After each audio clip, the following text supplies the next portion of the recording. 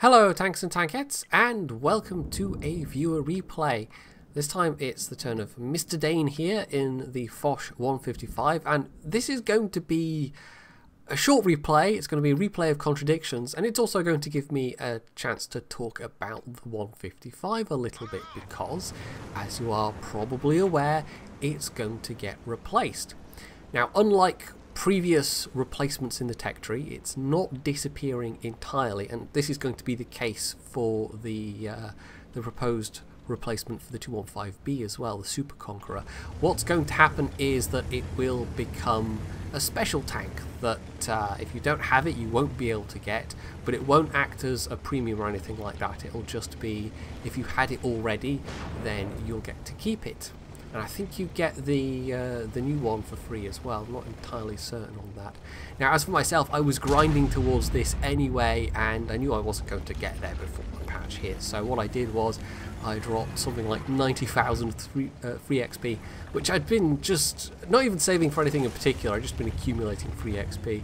So I dropped a huge chunk of free XP on unlocking this thing, and then sold a whole bunch of things like premium food, premium repair kits, because it looked initially like I might have to sell a tank or two or even convert some gold to credits, but then no, I had enough just from selling consumables basically. Because if you let them accumulate, you know, at times like this when you need a whole bunch of credits at once, it can be quite handy to just have that reserve to dip into. So, not a bad first clip, although he didn't fire the whole clip. You might have noticed from the mini-map. Yeah. Now, this could be the classic definition of a lemming train.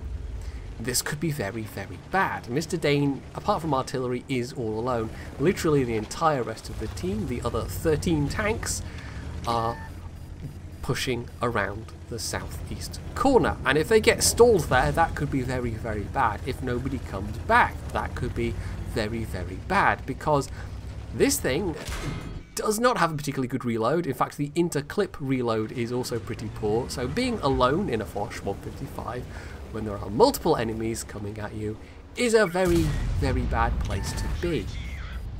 So this is not looking particularly good. So artillery dies to the 105, but that splash from the arty meant that he could preserve the extra shot and actually just go for the ram kill, so that was quite good. And that's going to become very useful because this TVP, there we go, just became a one-shot. Now unfortunately he did not repair the ammo rack before he started the reload, so now he has the damaged ammo rack reload. So it's going to be a while before he gets to the next clip. Fortunately, however, in contrast to that, one tank at least has come back, this Object 907, and it looks like one of the 125s might be coming back, and there's also possibly a bit of fire support from the hill as well. The enemy team, meanwhile, has just completely collapsed. They're mostly dead already, and we've only just hit the 3-minute mark, so this is a bit of a contrast. You know, at one and the same time, it is a complete ruffle stomp, but also a desperate defense against the odds, or at least it was for a rather brief moment of time. It was a rather intense minute or so there where it looked rather dicey and Mr. Dane lost most of his health.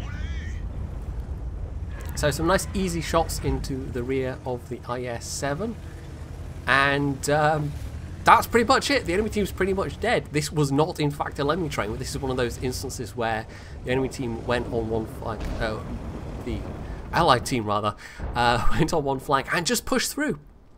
And because they had such a preponderance of numbers, and because they weren't afraid to just push through, and I guess maybe because the enemy team wasn't doing very well with doing the damage, yeah, that's that. I did tell you this was going to be a really quite short one.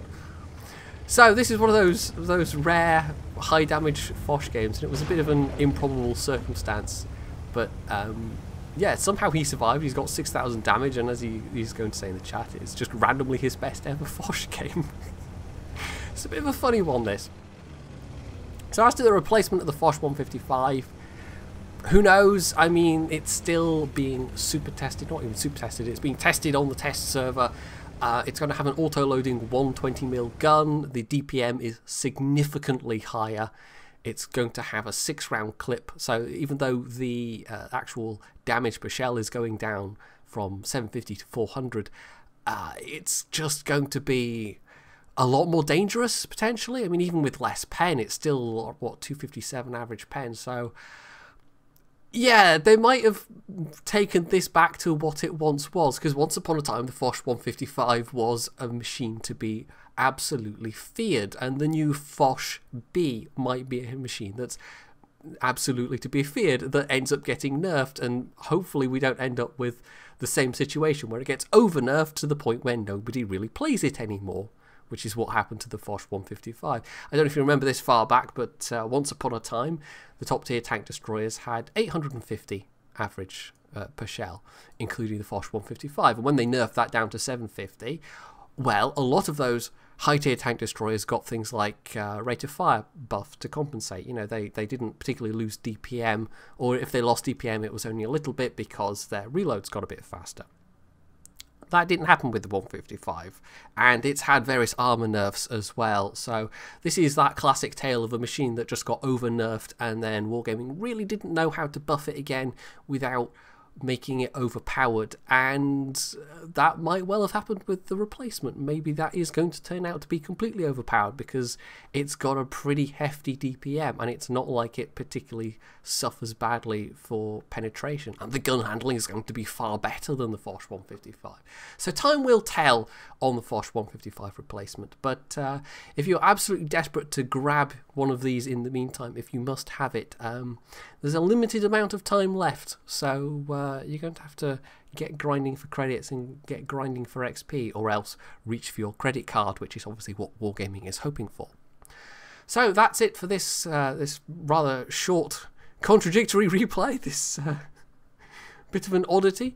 Hopefully you enjoyed it, and if you did, you can hit the like button, you can leave any comments below, you can sub to my channel if you haven't already, and as always, stay tuned for more.